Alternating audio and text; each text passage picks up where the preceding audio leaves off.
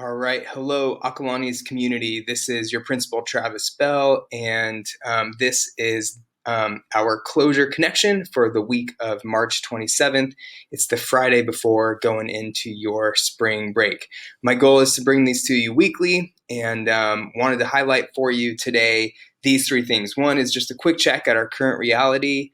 Two, to look at our distance learning expectations that were actually reviewed with our teachers today in an all-staff Zoom meeting as we kicked off our staff development day. And then to give you an update on today's staff development day and some of the learnings that took place. First off, I wanted to start with our quarantine meme of the week. This one comes to us from Curtis Lee Jamie, and this one had me chuckling. This mask won't protect you from COVID-19, but it'll sure help with social distancing. So if anyone out there tries that, let me know how that goes. I want to do a quick check-in of our current reality. This is a picture of your admin team trying to hold an admin meeting earlier this week when all of our kids jumped in and weren't able to get anything done. I love in that top left picture there, you see Miss Powers with her three kids who are all dressed up as different Disney characters, and you're missing my little 1.5-year-old who was behind me in that photo, unfolding all of the laundry that I had just folded and set up before that meeting. This is Catherine Walton, our leadership teacher and special ed teacher here on a Zoom call with our parent club co-presidents while her son Wyatt started crawling across the kitchen counter. And then this is our actual student tech help support video. And in the middle of recording that video, Miss Burkholter, our librarian, her cat jumped across the screen, but we kept it for our students. So. And then lastly, this is a image from a teacher who was trying to get some emails done, and her dog kept jumping up on her lap. This is Miss Stanton. So we know that people are having all kinds of different realities out there, and we feel you on that. And the goal is to hold high flexibility with high accountability for our students and for our teachers. Some of the distance learning expectations that we covered with our teachers today, I thought would be helpful to cover with you guys as well. First, we talked a little bit about a weekly structure. So we are really encouraging these sort of three simple steps with our teachers. One is teachers are going to try as best as possible to post by Monday a schedule for the week. And we're really hoping that helps our students and our families at home kind of structure their time for the week. Teachers know that they should maintain and expect about 2 to 3 hours of work per class per week for our students, and that's what you should be expecting too. If that's not what you're experiencing in a class, you should start by emailing that teacher and asking some questions, letting them know either it's taking you much longer than that, or that you're finding that it's going really quickly, and that sort of feedback would be helpful. And then throughout the week, there'll be instructional opportunities, both teaching synchronous, which is live classes that would be recorded for students who can't actually attend, and then non-synchronous classes. So synchronous classes would be things like a live Zoom meeting where a teacher is instructing and students can participate and engage. A non-synchronous class would be similar to what I'm doing here as a screen recorded lecture that gets posted for students to review. Of course, teachers are going to be providing feedback over the course of the week and then offering intervention when students need help or support. We kind of have three sort of class norms that we've shared with teachers and are asking to be upheld. The first is we're asking for everyone to try to adhere to their pre-closure schedule as best as possible. So if a teacher offers a live class, they should be offering that during the regular pre-closure class period. They might not be able to offer that for every class that they teach. So for example, if we have a teacher who teaches 4 sections of English 2, they might not be able to offer that during every class period of English 2. But they'll record what they do offer. And then part of that norm that we're asking is if they can't hold it for every period, that they try to rotate when they are offering those live classes. That's the point B down there. We know that even though synchronous live classes might be offered and are probably being offered for your students, they can't be required to attend, because everyone, if you think back to the current reality that I showed at the start, everyone's got a different experience of what's happening at home. I know that there are some out there who are sharing device among multiple siblings, and not everyone's going to be able to jump on. So it can't be required, and therefore should be recorded and posted for all students to access when they're available to access it. Also, teachers should be announcing at the start of every recorded class that they're recording, so students know. And these are some of the norms that we've asked our teachers to uphold. The last norm that we're really expecting is, even though we don't have a structured academy time during this school closure, teachers should still consider how to offer intervention as needed. And we really see this as most likely looking like virtual office hours for drop-in meetings throughout the week, so that they can intervene and help support. And what we've asked of teachers is that they try to hold these office hours during a regular scheduled class period, again, so that there's not this overlap of all teachers trying to offer something at the same time on the same day, or offering during our regular scheduled academy hours.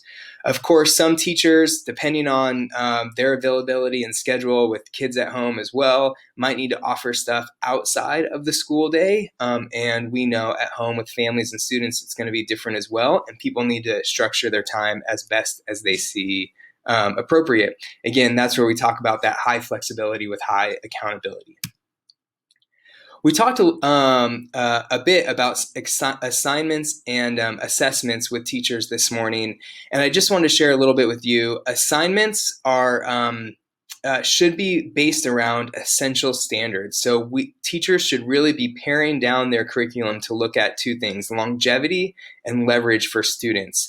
Things that that are absolutely essential that students need to know for their class. So something that's critical, it goes beyond a single course unit or course level, and things that have leverage that can cross disciplines and help with whatever is expected for them to know for next year.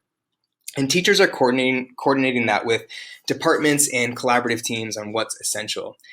And then as far as assessments go, assessments should be all formative assessments. What we mean by formative is that it's something that informs continued teaching and learning for the students. It's kind of like a check-in on how students are doing with a specific learning target or essential standard.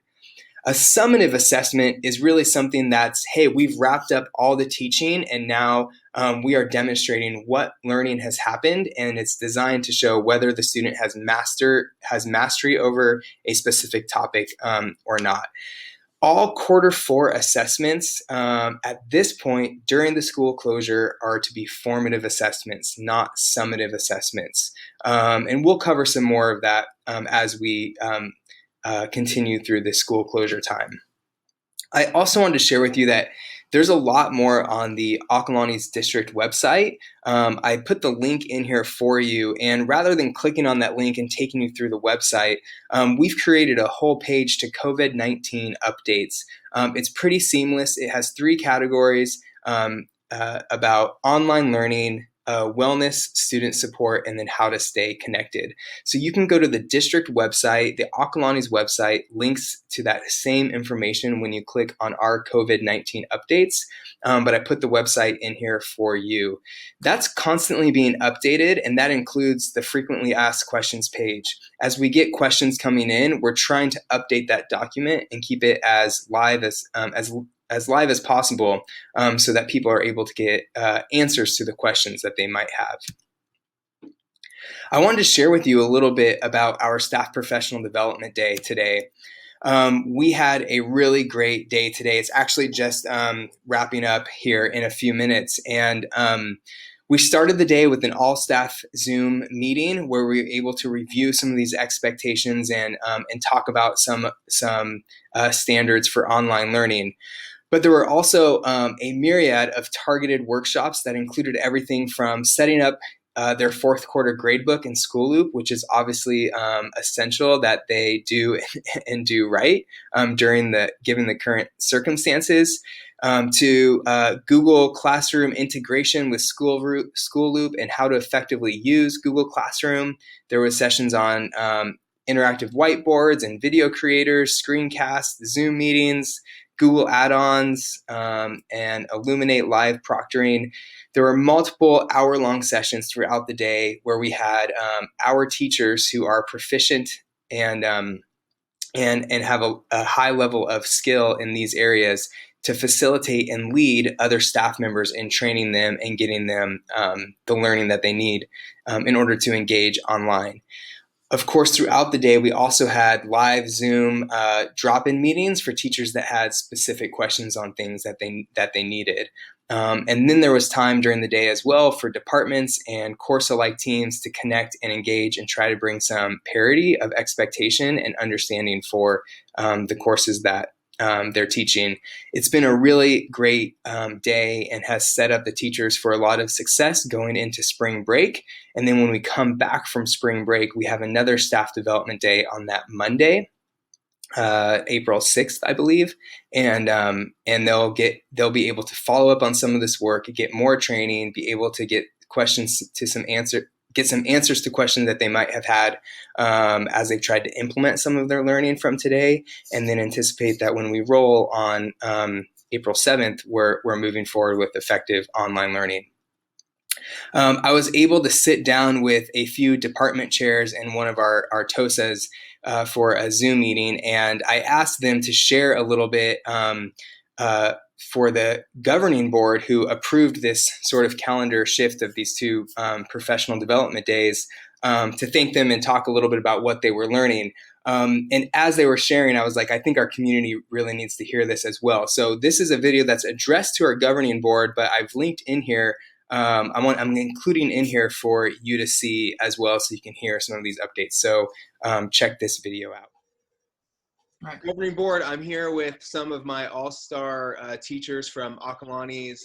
We got Joe Scotland, AP CompGov, Department Chair for Social Science, Kathy Chalicombe, French, AP Lit, and English Department Chair, and then James Munoz, who is our English TOSA, teaching one section of AP CompGov, and also just an all-star English teacher. And we just wanted to thank you for helping coordinate and make this day happen, allowing for our teachers to have this day before and after spring break to help design effective online learning classrooms and engagement. Anything from you guys you want to say?